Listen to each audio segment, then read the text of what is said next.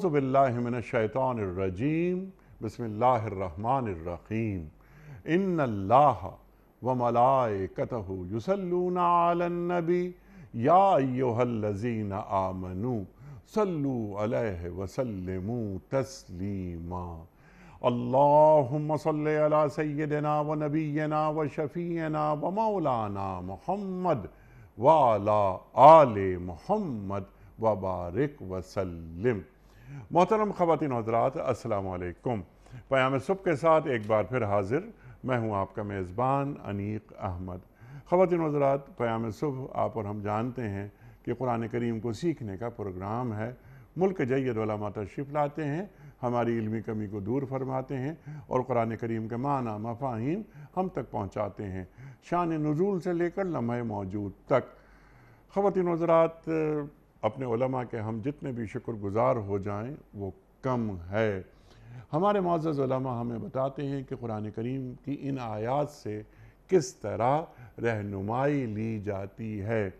ان آیات کے معنی اور مفاہیم بالکل سلیس زبان میں ہم تک پہنچا دیتے ہیں۔ خواتین و حضرات، آج ہم بات کروائیں گے اپنے ملک کے ایک ممتاز عالم دین سے، ایک مفسر قرآن سے، سورہ آل عمران کی آیات 116 اور 117 کے تعلق سے۔ خواتین و حضرات، کیا ہے شان نزول یہ بھی ہم جانیں گے۔ اللہ فرما رہا ہے کہ رہے وہ لوگ جنہوں نے کفر کا رویہ اختیار کیا تو اللہ کے مقابلے میں ان کو نہ ان کا کچھ مال کچھ کام دے گا، نہ ان کی اولاد۔ خواتین و حضرات، یہ کفر کا رویہ جنہوں نے اختیار کیا، کفر کا رویہ کسے کہتے ہیں؟ اللہ تعالیٰ کی نافرمانیاں کرتے چلے جانا، توبہ سے گریز کرنا۔ خواتین و حضرات، اگلا سوال ہم یہ رکھیں گے انشاءاللہ اپنے معزز مہمان کی خدمت میں کہ وہ تو آگ میں جانے والے ہیں اور آگ ہی میں ہمیشہ رہیں گے، تو کیا جو اللہ تعالیٰ کی نافرمانی کرتا ہے وہ یقیناً جیسا اللہ فرما رہا ہے کہ وہ آگ میں جائیں گے، کیا وہ ہمیشہ آگ میں رہیں گے خواتین و حضرات، یا ایک خاص مدت کے بعد اللہ تعالیٰ ان کی سزا مکمل کر دے گا؟ جو کچھ وہ اس دنیا میں خرچ کر رہے ہیں اس کی مثال اس ہوا کی سی ہے جس میں پالا ہو۔ دنیاوی کام، دنیا کی محبت، لگے ہوئے ہیں، جڑے ہوئے ہیں، کیسا نبی کیسا خدا، پیسہ نبی پیسہ خدا، مادہ پرستی، دنیا کی کشش انہیں لے کر جاتی ہے اور کفر کرواتی ہے، اللہ کی نافرمانیاں کرواتی ہے ان سے۔ ان کے اعمال ایسے ہیں کہ جیسے اس ہوا میں جس میں پالا ہو اور ان لوگوں کی کھیتی پر چلے جنہوں نے اپنے اوپر ظلم کیا۔ اللہ اکبر۔ یہ جو پالی کی ہوا کسے کہتے ہیں؟ کیا سرد ہوا کا ذکر ہو رہا ہے؟ یہ بھی ہم رکھیں گے معزز مہمان کی خدمت میں۔ انہوں نے اپنے اوپر ظلم کیا۔ اللہ اکبر۔ جو اللہ تعالیٰ کی نافرمانی کرتا ہے دراصل وہ اپنے اوپر ظلم کرتا ہے۔ کس انداز سے کرتا ہے یا کس انداز میں کرتا ہے یہ بھی ہم پوچھیں گے اپنے معزز مہمان سے۔ اور اللہ تعالیٰ کیا کرتا ہے کہ اسے برباد کر کے رکھ دیتا ہے۔ اللہ نے ان پر ظلم نہیں کیا، در حقیقت وہ خود اپنے آپ پر ظلم کر رہے ہیں۔ خواتین حضرات، یہ 4-5 بڑے بڑے پوائنٹس آ رہے ہیں سامنے، انشاءاللہ ایک ایک موضوع پر ایک ایک نقطے پر بات کروائیں گے اپنے ملک کے ممتاز عالم دین، مفسر قرآن، ڈاکٹر پروفیسر حبیب الرحمن عاصم صاحب سے، جو تشریف فرما ہیں اسلام آباد سے ہمارے ساتھ۔ ڈاکٹر صاحب، بہت شکر گزار آپ تشریف لائے۔ خواتین و حضرات، تعارفی کلمات ادا کرتے ہوئے میں الفاظ ضائع نہیں کرنا چاہتا۔ ہمارے ملک کا ایک ممتاز نام ڈاکٹر حبیب الرحمن عاصم صاحب، پیام صبح کا لازمی جز اور تبلیغ دین، اشاعت دین لگے ہوئے ہیں طویل عرصے سے، بلکہ پوری زندگی اسی کام کے لیے وقف کر رکھی ہے ڈاکٹر صاحب نے۔ ڈاکٹر صاحب کا خوش آمدید کہتے ہوئے پروگرام کا آغاز اللہ تعالیٰ کے بابرکت نام سے سورہ آل عمران اور آیات 116 اور 117۔ اعوذ باللہ من الشیطان الرجیم، بسم اللہ الرحمن الرحیم۔ ان الذین کفروا لن تغنی عنہم اموالہم ولا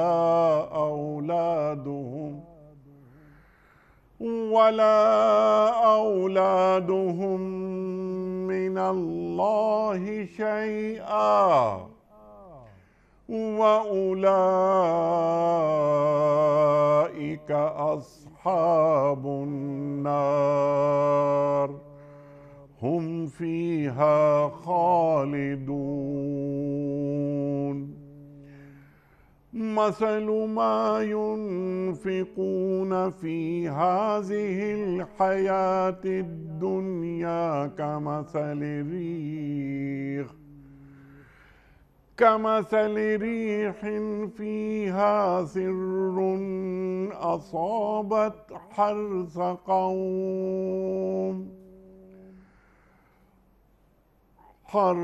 قوم ظلموا أنفسهم فأهلكته وما ظلمهم الله ولكن أنفسهم يظلمون۔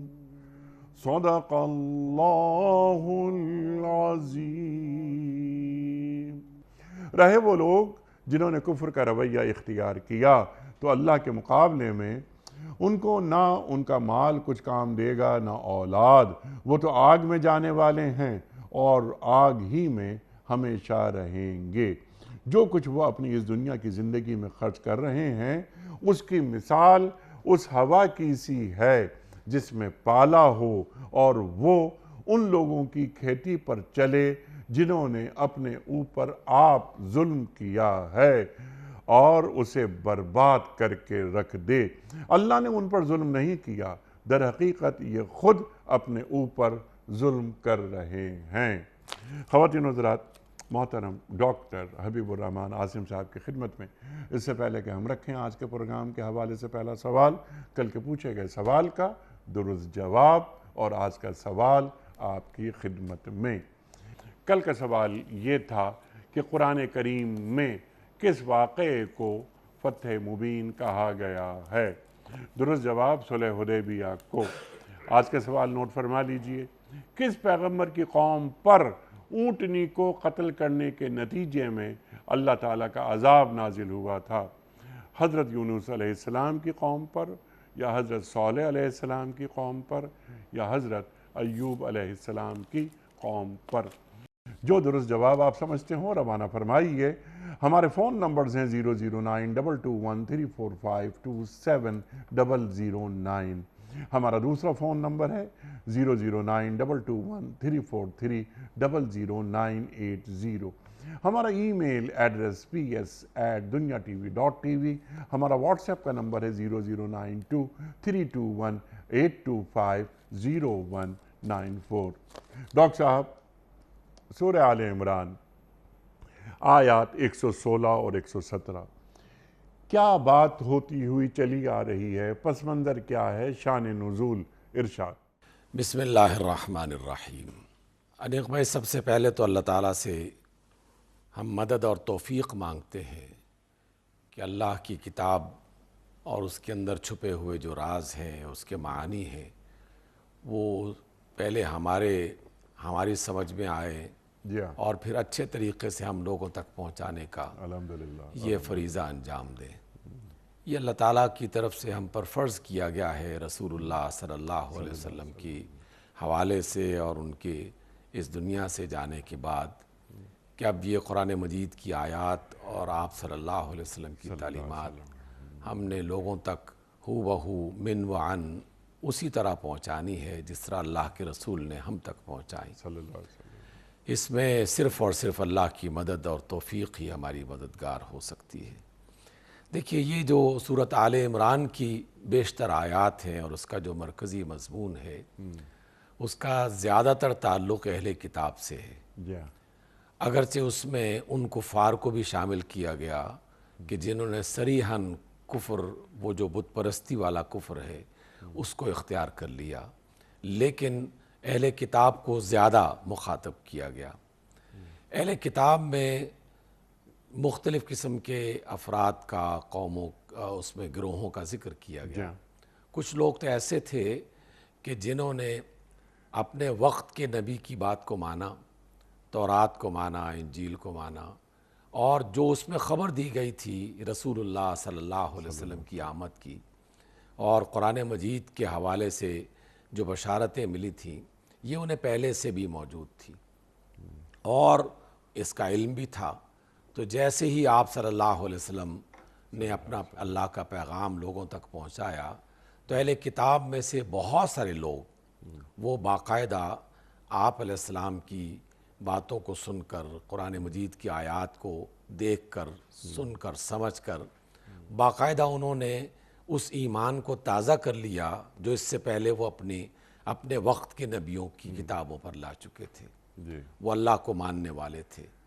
تو اللہ تعالیٰ نے یہ فرمایا کہ اہل کتاب میں وہ تمام لوگ کہ جنہوں نے اپنے وقت کے نبی کی بات کو بھی مانا اور ان کی کتابوں کو بھی تسلیم کیا اور اللہ تعالیٰ پر، آخرت پر ایمان لے کے آئے اور جو خبر اس میں دی گئی تھی آپ علیہ السلام کی اس کو بھی تسلیم کر لیا، تو ان کے لیے دوہرا اجر ہے، کیونکہ پہلے بھی ایمان لائے تھے، اللہ تعالیٰ کی رحمت کے سزاوار ہوئے، حقدار ہوئے، اور اب بھی دوبارہ اس کی تجدید کر دی، رسول اللہ صلی اللہ علیہ وسلم کو انہوں نے رسول مان لیا، جیسے کہ مدینہ کے بہت سارے افراد اس میں مثال کے طور پر پیش کیے جا سکتے ہیں۔ جی ہاں، لیکن ایک گروہ ایسا بھی تھا کہ جنہوں نے بنی اسرائیل کے اس سابقہ رویے کو جو ناپسندیدہ تھا، جس کا بار بار انبیاء کے واسطوں سے ذکر ملتا ہے، وہ ناپسندیدہ رویہ اختیار کر لیا۔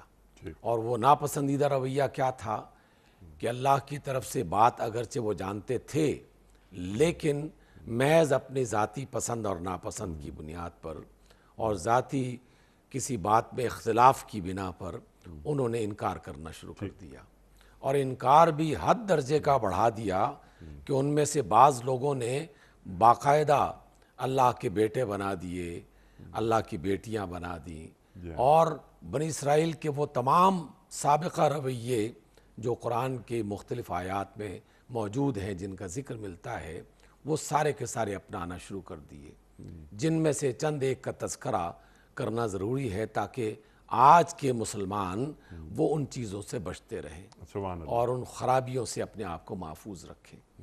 انہوں نے سب سے پہلے یہ کام کیا کہ جب اللہ کے رسول صلی اللہ علیہ وسلم اللہ کی آیات لے کے ان کے پاس آئے تو انہوں نے مذاق اڑانا شروع کر دیا، اور پہلا اعتراض تو یہ کیا کہ آپ کی طرف جبریل امین کیسے آ گئے، وہ تو ہماری طرف آنے تھے، ہماری قوم اور قبیلے کی طرف آنا تھا، اس لیے جبریل امین کے بھی باقاعدہ دشمن اور مخالفت کرنے والوں میں شامل ہو گئے، اور انہوں نے کہا کہ یہ اصل میں ہماری طرف نبی اور رسول آنا تھا جس کا ہم تذکرہ کر رہے تھے، جس کا ہم انتظار کر رہے تھے، تو نبی کا مذاق اڑایا۔ پھر جو آیات قرآن مجید کی طرف سے نازل ہونا شروع ہوئیں تو اس میں بھی قدم قدم پر اسی رویے کو اختیار کیا، استہزاء کرنا، مذاق اڑانا، اور اس میں عجیب و غریب قسم کی باتیں شامل کر کے اس میں خرابیاں پیدا کرنے کا رجحان وہ بنی اسرائیل کے کچھ لوگوں کی طرح ان اہل کتاب نے بھی شروع کر دیا جو کہ رسول اللہ صلی اللہ علیہ وسلم کے زمانے میں موجود تھے، جس میں یہودی بھی تھے، جس میں عیسائی بھی تھے۔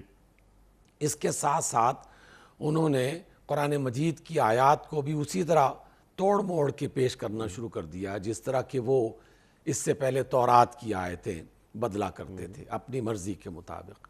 تو یہ اس طرح کی خرابیاں ان کی گھٹی میں جو پڑی ہوئی تھیں وہ نسل در نسل آگے بڑھتی چلی گئیں، اور اللہ کے نبی کی صرف واضح باتوں کو جو بالکل کھلی اور نکھری ہوئی تھیں ان کا انکار کرنا شروع کر دیا. اور اس وجہ سے جب یہ کفر کے اس مرحلے میں پہنچے کہ بالکل واضح طور پر انہوں نے کہہ دیا کہ ہم آپ کو نبی نہیں مانتے, نہ آپ کی قرآن کی آیات کو ہم مانتے ہیں, بلکہ اس میں مختلف جو آپ صلی اللہ علیہ وسلم کی جو احکام تھے جو اللہ کی طرف سے آتے تھے ان کی بھی مخالفت کرنا شروع کر دی. اس طریقے سے کفر کے ہر مرحلے میں وہ پختہ تر ہوتے چلے گئے, جس کے نتیجے میں اللہ تعالیٰ نے ان کے لیے یہ وعید سنائی. وعید کے دو پہلو ہمارے سامنے آتے ہیں. ایک پہلو تو ان افراد کے لیے ہے جنہیں اللہ تعالیٰ نے دولت سے نوازا تھا, ان کی اولاد تھی, کثرت افراد کی تھی ان کے پاس, وہ افرادی قوت اپنی آل اولاد کے حوالے سے بھی اور دیگر حوالوں سے بھی کہ ہم بڑے لوگ ہیں, ہمارے ساتھ اتنا جتھا ہے, اتنے گروہ ہماری تائید کر رہے ہیں, اور اس کے علاوہ ہماری مال و دولت, وہ اس پر فخر کرتے ہوئے اکثر یہ تانا دیا کرتے تھے مسلمانوں کو کہ اگر اللہ تعالیٰ نے کسی نبی کو بھیجنا تھا اور تمہیں اسلام دینا تھا تو وہ ایک جو ہے وہ تنگ دست اور غریب آدمی کو کیوں نبی بنا دیا, جو کہ اپنے معاملات بمشکل چلا رہے ہیں. ان کی ظاہری حالت جو ہے ہم سب جانتے ہیں, رسول اللہ صلی اللہ علیہ وسلم اگرچہ سادہ زندگی بسر کرتے تھے لیکن مال و دولت اللہ تعالیٰ کی طرف سے ایک اشارے کی دیر تھی. رسول اللہ صلی اللہ علیہ وسلم نے بارہا اس بات کا اظہار فرمایا کہ میں اگر چاہوں تو اللہ تعالیٰ میرے لیے یہ مکانوں کی چھتیں اور گلیاں یہ سونے کی بنا دے, چاندی کی بنا دے, لیکن اللہ تعالیٰ نے اپنے نبی کے لیے جو راستہ پسند کیا تھا وہ سادگی کا تھا. اور مختلف موقعوں پر جب آیات آتی کہ اللہ تعالیٰ کو اس وقت ضرورت ہے فلاں مہم کے لیے, فلاں جہاد کے لیے, تو اس وقت بھی یہ یہود وہی جو ہے وہ اعتراض اور مذاق اڑانے کا رویہ ان کا تھا کہ اللہ تعالیٰ گویا کہ فقیر ہو گیا ہے, اس کو ضرورت پیش آ گئی ہے دولت کی, تو وہ اپنی دولت پر گھمنڈ کرتے ہوئے, اپنے اولاد کی کثرت پر گھمنڈ کرتے ہوئے, اپنے گروہوں کی کثرت پر گھمنڈ کرتے ہوئے انہوں نے نبی صلی اللہ علیہ وسلم کو برے طریقے سے زج کر دیا اور تنگ کرنے کی جو بھی انتہا تھی اس انتہا کو چھونے لگے. اس اعتبار سے اللہ تعالیٰ نے ان کے لیے یہ سزا منتخب فرما دی. اور اس میں آپ نے اس کی طرف اشارہ فرمایا کہ اللہ تعالیٰ نے ان کے لیے صرف آگ کا فیصلہ نہیں کیا, آگ کا فیصلہ کرتے ہوئے یہ بھی فرما دیا کہ اب یہ اس میں ہمیشہ ہمیشہ کے لیے رہیں گے. اس آگ سے ان کو ان کے بچنے کا کوئی امکان نہیں ہے, کیونکہ رسول اللہ صلی اللہ علیہ وسلم کی امت کے لیے اور آپ پر ایمان لانے والوں کے لیے قرآن کی بعض مقامات پر یہ ہمیں ملتا ہے ایسا کہ اہل ایمان میں سے جو واقعی ایمان لانے والے تھے اور ایمان لائے, اللہ کو مانا, اللہ کے رسول کو مانا, اس کی آیات کو مانا, آخرت کو مانا, یہ سب کچھ ماننے کے باوجود انسان تھے, بشر تھے, ان سے غلطیاں ہو گئیں یا ہوتی رہیں اور قیامت تک انسانوں کے ساتھ یہ رویہ ہوتا رہے گا. تو ان کے لیے جہاں یہ فرمایا گیا کہ اللہ تعالیٰ ان کو کچھ ایام کی سزا دینے کے بعد جب وہ اپنے گناہوں کے مطابق سزا اس کی بھگت لیں گے, جو بھی سزا اللہ تعالیٰ کی طرف سے مقرر کی جائے گی, تو پھر ان کے لیے رحمت جو ہے وہ اس کا فیصلہ کیا جائے گا, جہنم سے نکالا جائے گا اور جنت کے چشموں سے انہیں نہلانے کا اہتمام کیا جائے گا, اور تمام تر راحتیں بالآخر ان کے لیے لکھ دی جائیں گی جو اللہ تعالیٰ کی طرف سے ان کے لیے رکھی ہوں گی. لیکن یہ وہ لوگ ہیں جن کے بارے میں نہ صرف عذاب کی دھمکی دکھائی گئی, سنائی گئی, بلکہ اس میں یہ بات شامل کر دی گئی کہ وہ آگ میں جلنے والے ہوں گے, وہ خالدین فیہا, اور اس میں وہ ہمیشہ ہمیشہ کے لیے رہنے والے ہو جائیں گے. گویا کہ ان لوگوں کو اب کوئی امید بھی نہیں رکھنی چاہیے اللہ تعالیٰ کی طرف سے. کیوں؟ اس لیے کہ ان کے گناہ اس قدر آگے بڑھ گئے کہ رسولوں کا مذاق اڑانا, رسولوں کی آیات کو تبدیل کر دینا, اللہ تعالیٰ کا انکار کر دینا, جبریل امین کی دشمنی اختیار کر لینا, اور اللہ تعالیٰ کے حلال کو حرام اور حرام کو حلال بنا دینا, یہ سارے کے سارے گناہ جو ہے وہ اپنی من پسند کی بنیاد پر اور ہٹ درمی کی اور ضد کی بنیاد پر کرنے لگے. تو اللہ تعالیٰ ایسے ضدی افراد کو, ایسے تنگ دست افراد کو اور ایسے دل کے سخت افراد کو پسند نہیں کرتا. تو اس کے لیے پھر اتنا شدید یہ غیظ و غضب والا جملہ ہمارے سامنے آتا ہے جو پہلی آیت میں آپ نے تلاوت فرمایا سبحان اللہ، کہ وہ آگ میں ڈالے جائیں گے اور ہمیشہ ہمیشہ کے لیے اس میں وہ جلیں گے. جہنم میں رہیں گے، آگ میں رہیں گے. اچھا ڈاکٹر صاحب، کیا یہ کفر اور شرک انسان کی تمام نیکیوں کو ختم کر دیتا ہے اور کفر اور شرک میں مبتلا لوگ آگ ہی میں جائیں گے، جیسا کہ آپ نے بالکل وضاحت سے بیان فرما دیا؟ تو یہ کفر اور شرک دراصل ہے ہی آگ؟ دراصل ہے ہی آگ. دیکھیے اللہ رب العزت نے اپنی کتاب حکمت میں اور رسول اللہ صلی اللہ علیہ وسلم کے ذریعے سے بار بار کئی بار اس بات کا اظہار کیا کہ اللہ تعالیٰ بہت غفور الرحیم ہے، بہت مہربان ہے. انسانوں کی خطائیں، نسیان، غلطیاں وہ معاف کرتا رہتا ہے. دن بھر میں بے شمار گناہوں کو مختلف حوالوں سے، مختلف وسیلوں سے معاف کرتا رہتا ہے.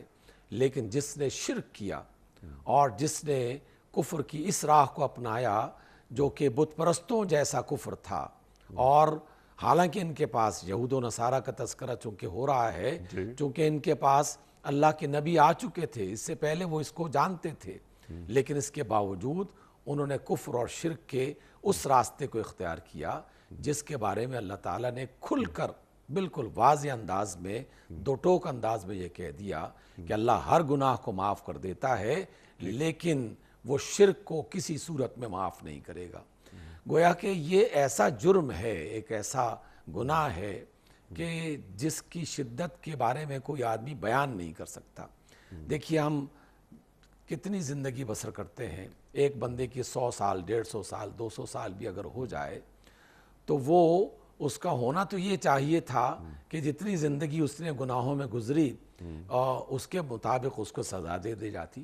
لیکن اس کا یہ والا جرم جسے شرک اور کفر کہا جاتا ہے یہ اتنا بڑا اور اتنا بھیانک ہے کہ اس کے بعد ابد الآباد تک نہ جانے کتنی مدت تک اللہ تعالیٰ نے ان کے لیے جہنم رکھا ہوا ہے، اور اس کے لیے خالدین فیہا کا لفظ اللہ تعالیٰ نے استعمال کر دیا. یہ انتہائی غضب کی اور انتہائی غصے کی ایک علامت ہے. ضربت علیہم الذلۃ والمسکنہ وباؤوا بغضب من اللہ. تو یہ اللہ تعالیٰ نے اس قوم کے لیے بطور خاص یہ اپنے غصے کا اظہار ہے جو مسلسل ان لوگوں کے لیے کیا جا رہا ہے. اور یہ ان لوگوں سے مراد خاص طور پہ یہود کے لیے. یہود جی ہاں. ٹھیک ہے ڈاکٹر صاحب، جو غیر مسلم ہیں جن تک اب تک ایمان کی خوشبو نہیں پہنچی، تو ان کی جو نیکیاں ہیں دنیاوی حوالے سے، تو اس کے تعلق سے اللہ تعالیٰ کی سنت، یہ بات تو آپ کی گفتگو سے واضح ہو گئی کہ آخرت میں انہیں کچھ نہیں ملے گا، جو اللہ کا فضل ہے اس سے یہ عاری ہوں گے آخرت میں. لیکن جو غیر مسلم ہیں ہمارے، بلکہ یہ آیات جس ذیل میں آ رہی ہیں اس سے پہلے لیسو سواء کی بات ہو رہی ہے کہ یہ جو غیر مسلم ہیں یعنی اہل کتاب ہیں یہ سب برابر نہیں ہیں.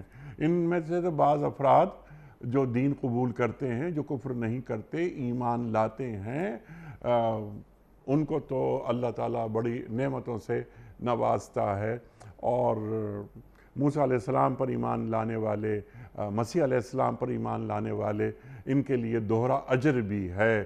لیکن ڈاکٹر صاحب بلکہ صالحین کا لفظ بھی آیا ہے پچھلی آیت میں کہ یہ جو دین قبول کر لیتے ہیں یہ صالحین میں شمار اللہ کر رہا ہے.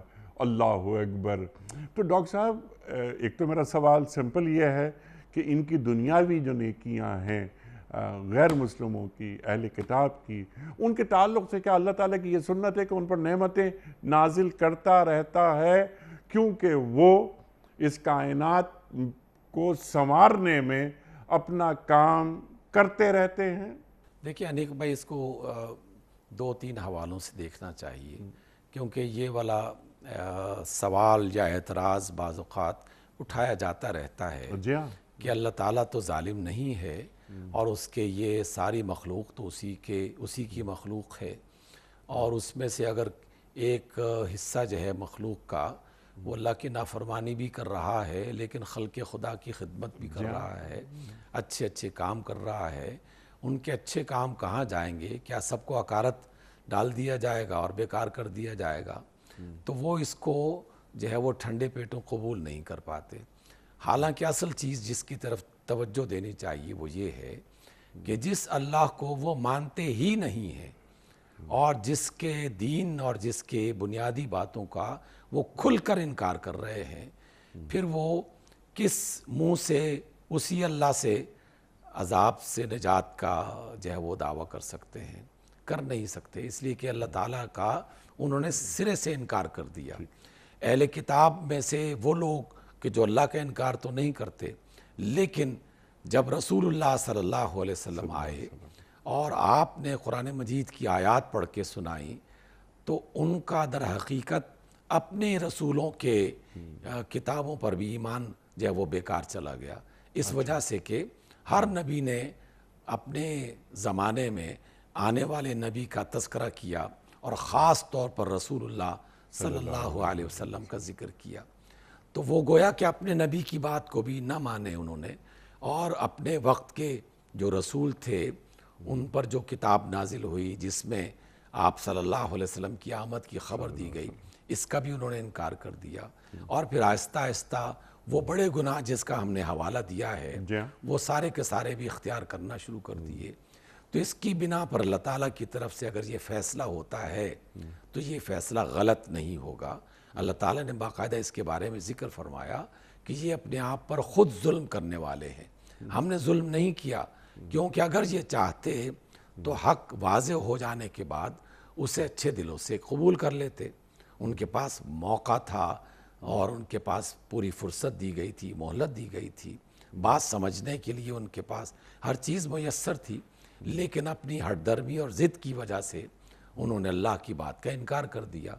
تو جس نے انکار کر دیا اب وہ اس سے اجر کی توقع کرنا اور اس سے عذاب سے بچنے کی امید رکھنا ویسے ہی بیکار چلے جاتی ہے۔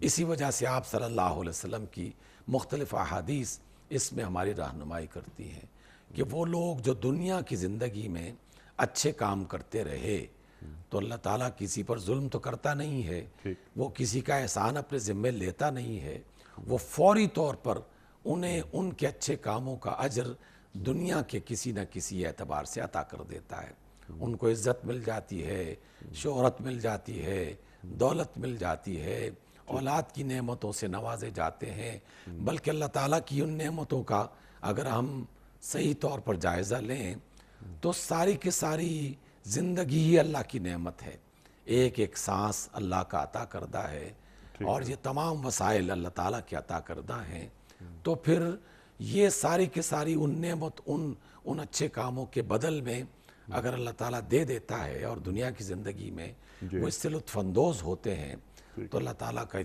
طرف سے یہ بالکل عادلانہ فیصلہ ہے، اور آخرت میں چونکہ انہوں نے اللہ تعالیٰ کو مانا نہیں اور کھل کر انکار کر دیا تو اس کی وجہ سے ان کا کوئی حصہ وہاں پر اور نہ ہی انہیں جنت درکار ہے، اور نہ ہی انہیں جنت درکار ہے۔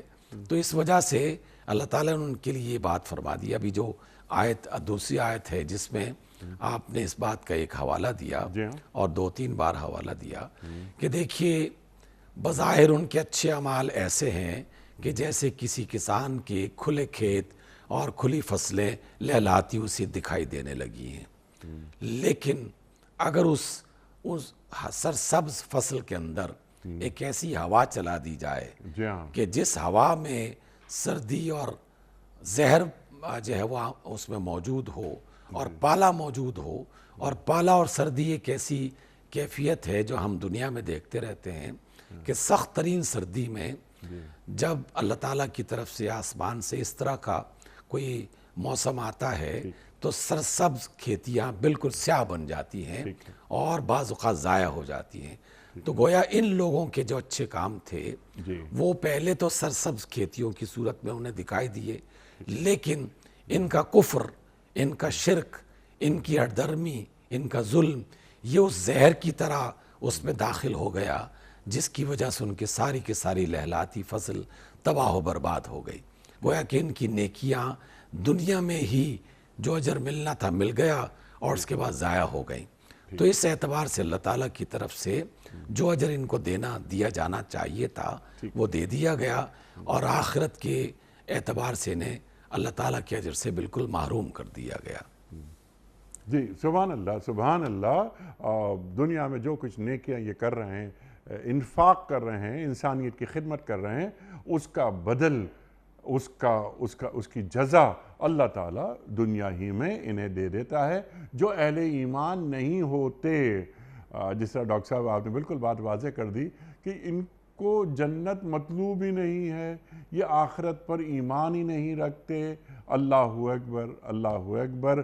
اچھا اب ایک سوال یہاں پر یہ ہے، اللہ فرما رہا ہے کہ اللہ نے ان پہ ظلم نہیں کیا، انہوں نے خود اپنے اوپر ظلم کیا. اللہ کسی پر ظلم نہیں کرتا، اصل میں یہ لوگ خود اپنے اوپر ظلم کر رہے ہیں. اللہ اکبر. اللہ تعالیٰ اپنے بندوں سے بڑی محبت کرتا ہے. اللہ تعالیٰ اپنے بندوں کی نفسیات سے واقف ہے. اللہ تعالیٰ اپنے بندوں کو بندوں سے زیادہ جانتا ہے. الا یعلم من خلق، جو اللہ تعالیٰ سورہ ملک میں ارشاد فرما رہا ہے کہ کیا وہی نہیں جانے گا جس نے پیدا کیا. سوال میرا آپ کی خدمت میں سمپل یہ ہے کہ انہوں نے خود اپنے آپ پہ ظلم کیا کہ ظلم، اللہ اکبر، تاریکی ہے یہ.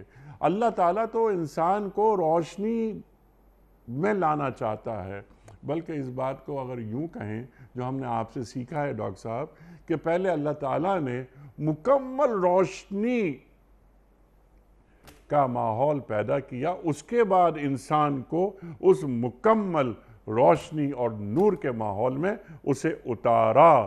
اللہ تو یہ چاہتا ہے کہ یہ میرا بندہ ہے، یہ بندہ ہدیناہ النجدین، راستے بھی بتا دیے کہ یہ ہے شر، یہ ہے خیر، یہ ہے حق، یہ ہے باطل. اللہ اکبر. اس کے باوجود ایک بندہ ظلم کر رہا ہے، جو اللہ یہاں فرما رہا ہے اپنے آپ پر. اللہ اکبر. اپنے آپ پر بندہ کیا ظلم کرتا ہے. جناب جی بالکل ایسا ہی ہے. جی سر ایسا ہی ہے. دیکھیے اللہ تعالیٰ نے جو موقع اہل ایمان کو عطا کیے، ہو بہو وہی موقع ان لوگوں کو بھی عطا کیے جنہوں نے کفر کیا تھا. زندگی ان کے پاس تھی، مہلت ان کے پاس تھی، روشنی ان کے پاس تھی، کتاب ان کے پاس بھی آئی، رسول ان کے پاس بھی آئے. تو ان لوگوں نے جنہوں نے رسول کو سنا، تو ایسا تو نہیں تھا کہ کفار جو تھے یا شرک کرنے والے لوگ وہ رسول کو سن نہیں رہے تھے، رسول کی بات کو جانتے نہیں تھے. اگر تو ایسا ہوتا کہ ایک کو بتایا جا رہا ہے دوسرے کو نہیں بتایا جا رہا، ایک کو سمجھ دی جا رہی ہے دوسرے کو سمجھ نہیں دی جا رہی، ایک کو دیکھنے کے لیے آنکھیں دے رکھی ہیں، سننے کے لیے کان دے رکھے ہیں، عمل کرنے کے لیے ہاتھ پاؤں دے رکھے ہیں، مہلت اور زندگی کی جو ہے وہ سانسیں دے رکھی ہیں، یہ سب کے لیے برابر ہے. جب سب کے لیے برابر ہے تو دنیا کے یہ اصول ہے کہ کسی باپ کے اگر بیٹے ہیں بہت سارے اور ان کو سب کو یکساں صلاحیتیں، یکساں قسم کے موقع، یکساں قسم کی وسیلے عطا کر دیے گئے، تو پھر اس کے بعد اگر یہ کہا جائے کہ جناب یہ جو محنت کرنے والے لوگ ہیں ان کو انہی کی طرح بنا دیا جائے کہ جنہوں نے انکار کر دیا، جنہوں نے محنت نہیں کی، یا ان نہ محنت کرنے والوں کو بھی انہی جیسا بنا دیا جائے، تو یہ ہے اصل میں ظلم. اور اللہ تعالیٰ ایسا ظلم نہیں کرتا. وہ روشنی بھیجتا ہے تو سب کے لیے یکساں بھیجتا ہے، اور ہدایت کا موقع دیتا ہے تو سب کو یکساں دیتا ہے، شعور عطا کرتا ہے تو سب کو یکساں مہیا کرتا ہے، عقل عطا کرتا ہے تو سب کو مہیا جو ہے وہ یکساں عطا کرتا ہے. تو یہ تمام کی تمام سہولتیں اللہ تعالیٰ کی طرف سے دونوں گروہوں کے لیے برابر کی ہیں. اور پھر اللہ تعالیٰ نے یہ کہہ دیا کہ اگر تم شکر کا راستہ اختیار کرنا چاہو تو شکر کا راستہ اختیار کر لو، کفر کا راستہ اختیار کرنا چاہو تو کفر کا اختیار کر لو. تو یہ تو بندے کی اپنی چوائس ہے نا، اپنی پسند ہے کہ وہ اس نے اپنی مرضی کے مطابق اس کفر کے راستے کو اختیار کیا. اپنے اللہ کی رحمت سے وہ نہ صرف الگ ہوا بلکہ اس نے کہنا شروع کر دیا کہ جناب ہمیں آپ کی طرف سے کچھ نہیں چاہیے. جیسے آپ نے بھی 2-3 بار یہ کہا کہ انہیں تو اللہ تعالیٰ کی جنت ان کی تمنا ہی نہیں تھی, وہ تو اس کو چاہتے ہی نہیں تھے. تو اب کس منہ سے وہ اللہ تعالیٰ سے یہ مطالبہ کر سکتے ہیں کہ ہمیں جہنم سے بچایا جائے اور جنت کا حقدار بنایا جائے؟ تو یہ تو سراسر ان لوگوں کا اپنا ظلم ہے جو انہوں نے اپنے اوپر کیا. اللہ تعالیٰ نے ان پر کوئی زیادتی نہیں کی. ٹھیک ہے. اب سوال میرا ڈاکٹر صاحب آپ کی خدمت میں یہ ہے کہ ہم یعنی صرف غیر مسلم ہی نہیں, یہ اہل کتاب ہی نہیں, ہم اگر کوئی جہالت کا کام کرتے ہیں یا اللہ تعالیٰ کی نافرمانی کرتے ہیں, سمپل جس کانٹیکسٹ میں یہ بات ہو رہی ہے, تو دراصل ہم اپنے اوپر ظلم کرتے ہیں. اللہ ہم پر ظلم کرنا نہیں چاہتا, وہ تو ودود ہے, وہ تو بے پناہ پیار کرنے والا ہے. ہم جب اللہ تعالیٰ کی نافرمانی کرتے ہیں تو ہم اپنے اوپر کون کون سا ظلم کرتے ہیں؟ انیق بھائی, جیسے ہم نے بات کی ہے کہ اللہ تعالیٰ نے دونوں گروہوں کو یکساں قسم کی مہلت دی, یکساں قسم کے وسائل عطا کیے. قرآن کا یا قرآن کی روشنی کا دونوں طرف ایک جیسا رجحان اور ندا ہے جو سب کو سنائی دی اور سب کو بتائی گئی.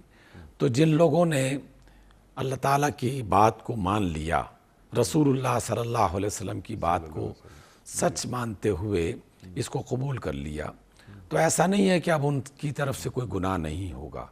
تو یہ مسلمان بھی گناہ کرتے ہیں, لیکن ان کی ایمان کی جو دولت ہے اس کے اندر ایک ایسی طاقت ہے کہ جو ان کے اعمال کو محفوظ رکھتی ہے. ان کے وہ نیک اعمال جو دنیا میں کرتے رہے ان کو محفوظ رکھتی ہے, اور یہ آخرت کے بعد ان کے کام آنے والے ہیں. جو ان کے گناہ ہوتے ہیں, اللہ تعالیٰ نے باقاعدہ بارہا اس کا ذکر کیا کہ ان کے مختلف اچھے اعمال وہ ان کی برائیوں کو دور کرتے رہتے ہیں, وہ نیکیوں کے ذریعے سے برائیوں کو ہٹاتا رہتا ہے. ایمان والوں کا یہ رویہ رہا.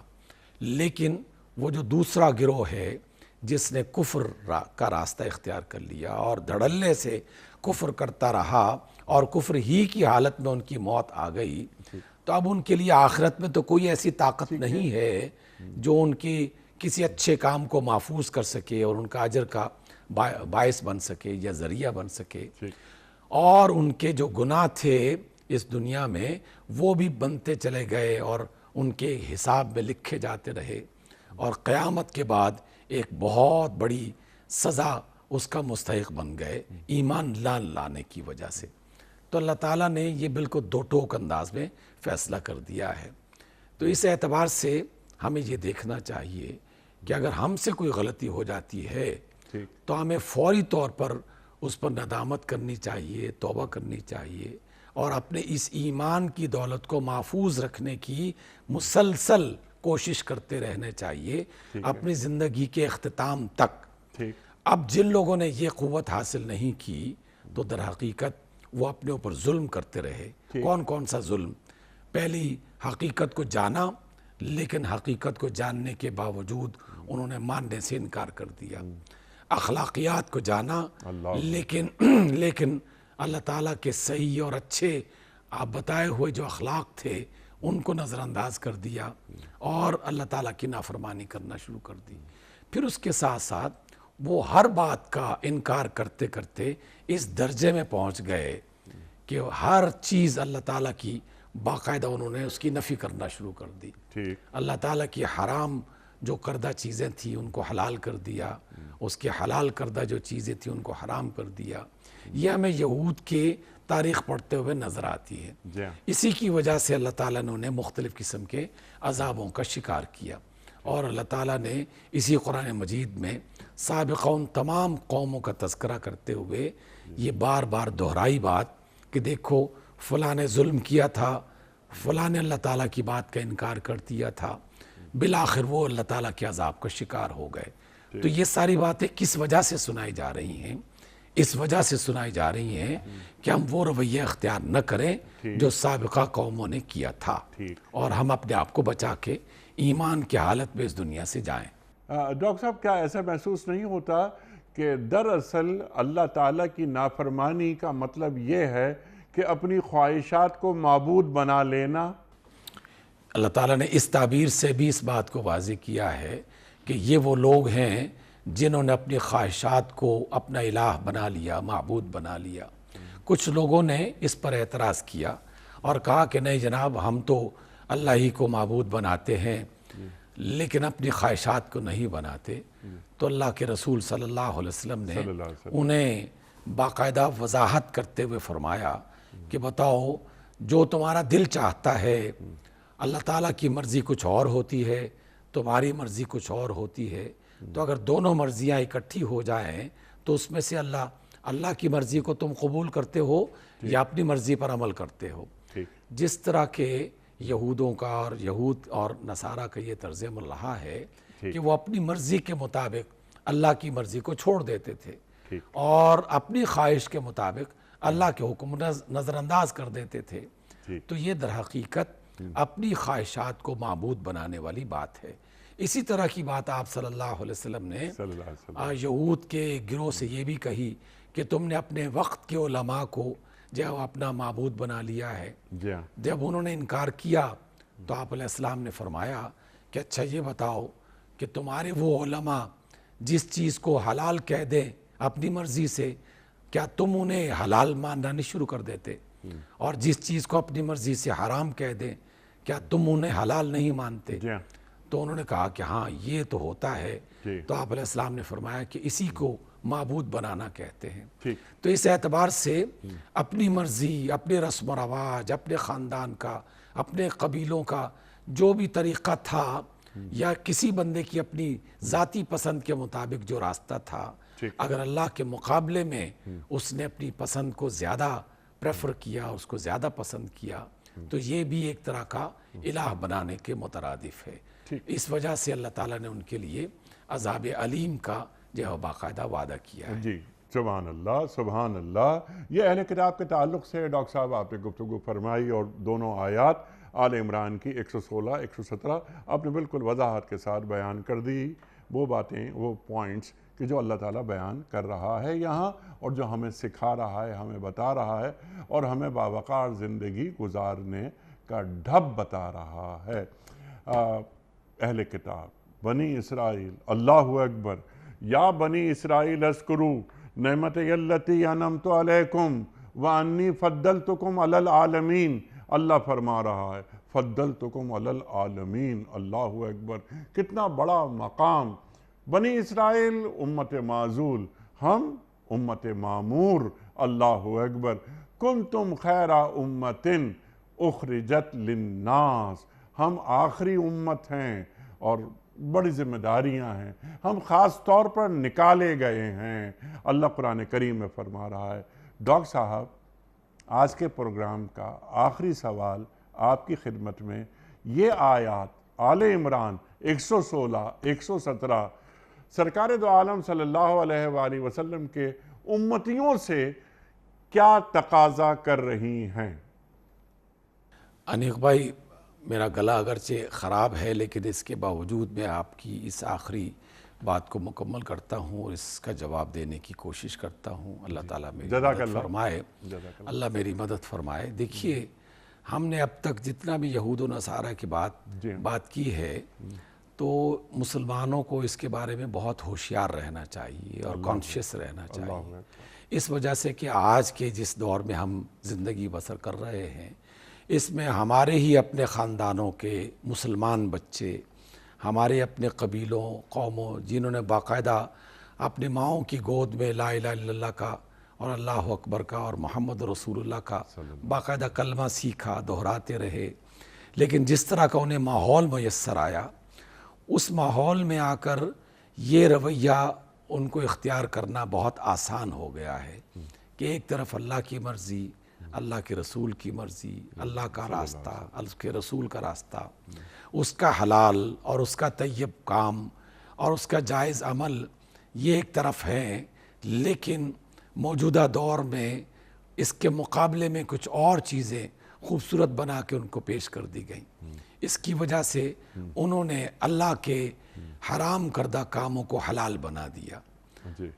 حلال کردہ کاموں کو اپنے لیے ناجائز بنانا شروع کر دیا اور اس کی مذمت کرنا شروع کر دی، کبھی اس کی مخالفت کرنا شروع کر دی، کبھی اس کا مذاق اڑانا شروع کر دیا۔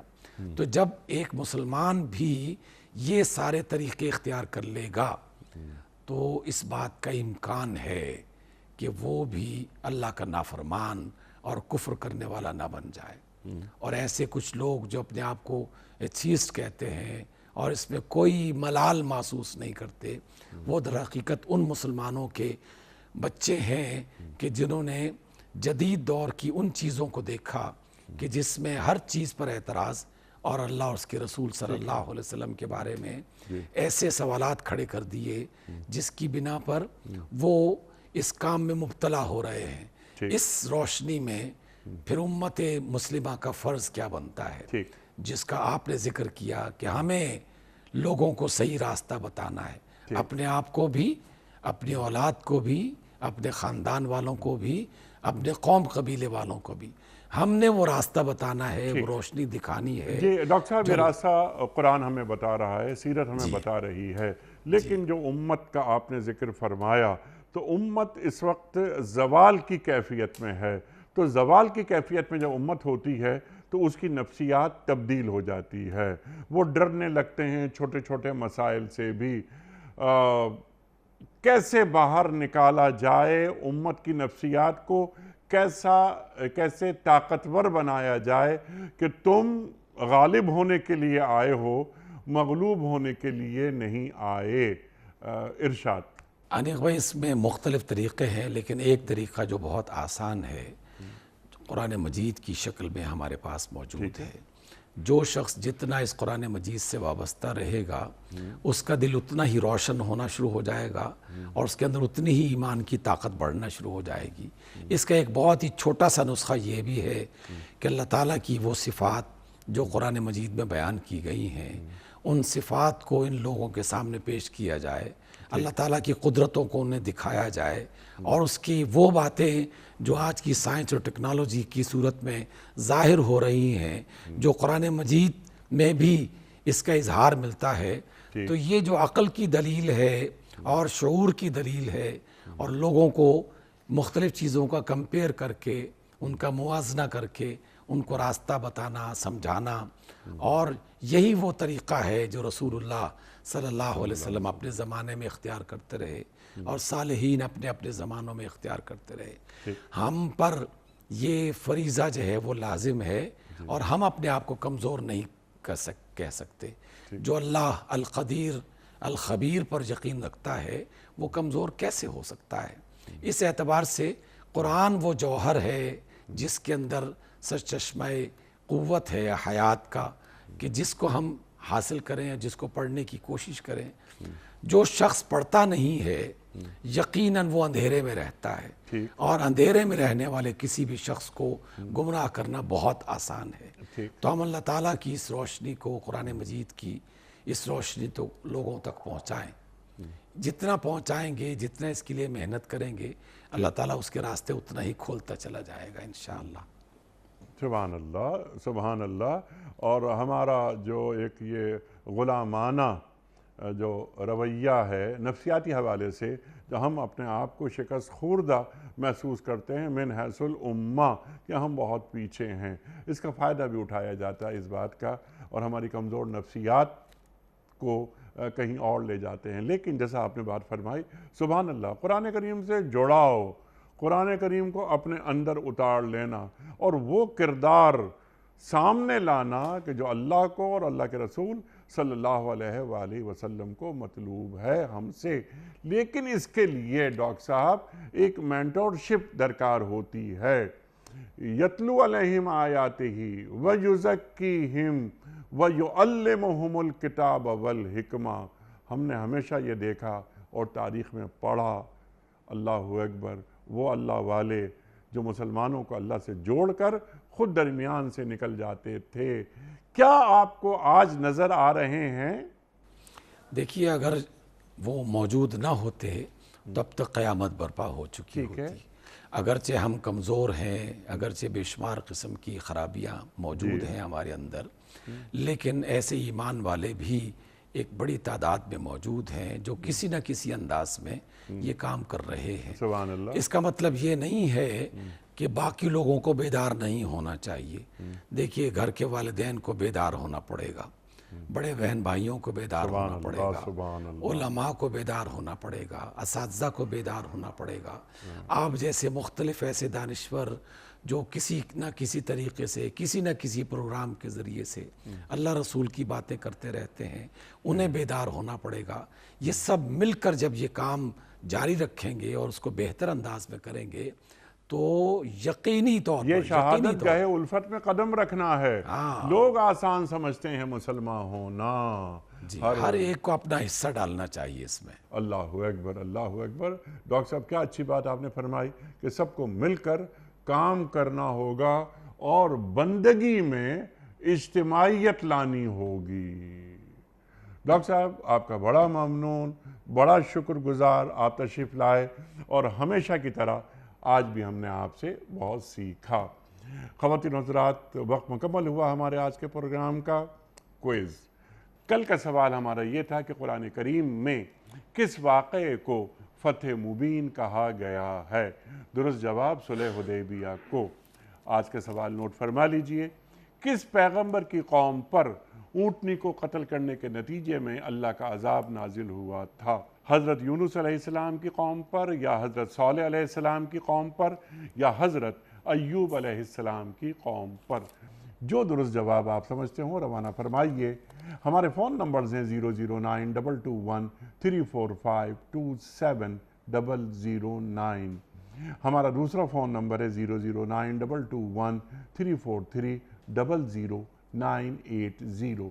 ہمارا ای میل ایڈریس ps@duniatv.tv۔ ہمارا واٹس ایپ کا نمبر ہے 00923218250194۔ خواتین و حضرات، وقت قرآن اندازی کا کراچی میں کوئی مہمان موجود نہیں، جیسا کہ آپ جانتے ہیں۔ کاش ڈاکٹر صاحب کراچی میں ہوتے اور ڈاکٹر صاحب کے دستے مبارک سے ہم یہ پرچی نکلواتے۔ پشاور سے ہیں نیلم یاسین پشاور سے۔ محترمہ نیلم صاحبہ، آپ کی خدمت میں دنیا ٹی وی کی جانب سے دینی کتب پر مشتمل گفٹ ہیمپر آپ کے گھر بذریعہ کوریئر روانہ کیا جا رہا ہے۔ آپ کو بہت بہت مبارک ہو۔ پیام صبح کا اختتام ہوتا ہے روزانہ ایک قول پر، اور وہ قول ہوتا ہے صاحب نہج البلاغہ امیر المومنین حضرت علی مرتضیٰ کرم اللہ وجہہ کا۔ آپ فرماتے ہیں زبان کی غلطی سے بچو، یہ خطا کرنے والا تیر ہے۔ اللہ اکبر۔ زبان کی غلطی سے بچو، یہ خطا کرنے والا تیر ہے۔ سبحان اللہ، سبحان اللہ۔ اپنے میزبان انیق احمد کو کل تک کے لیے اجازت دیجیے۔ خدا حافظ۔